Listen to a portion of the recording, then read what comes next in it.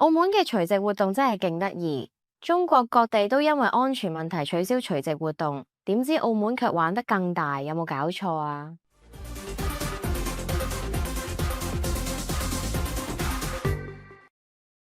唔通澳門唔知道除夕有諧音咩？對於呢個特別嘅夜晚，萬一某啲年輕人聚埋一齊搞起某啲事，真係唔可以小溪啊！今晚澳門同旺仔會喺西灣湖廣場同埋龍環葡韻舉行除夕倒數晚會，兩場活動都免費入場，聽起上嚟似乎好好，但係實際上唔知要聚集幾多人。想一想，嗰一大班年青人喺場面聚到嘈嘈鬧鬧，萬一出事真係會令人心驚肉跳，而且主辦方仲搞咗拜神儀式，似乎想求個平安。但係拜完神之後，安全問題真係可以解決咩？文化局表示，為咗保障活動安全有序進行，會有流量控制措施。當人多到一定程度，大家就唔可以再進入劃定區域。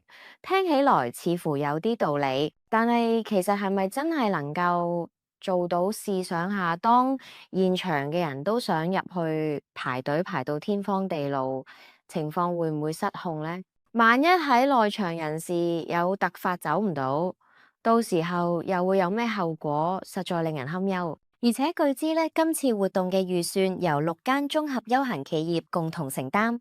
想聽下文化局副局長鄭茂講嘅話，我哋唔放煙花，因為過往大家都誤會咗，所以只係用咗一個簡單嘅舞台效果。呢個真係好有趣，難道要用咁簡單嘅方式嚟迎接新一年？不如乾脆唔搞活動算啦，冇咗煙花，冇咗熱鬧，只係一個冷清嘅舞台，參加嘅人仲唔覺得無趣？再講返譚仔嘅除夕倒數晚會，聽晚夜晚9點開始，仲設咗唔同社群文化攤位，聽起上嚟好似幾有趣，但係實際上咁樣嘅文化攤位能唔能夠吸引人？咁而且活動期間呢，仲要實施特別交通管制。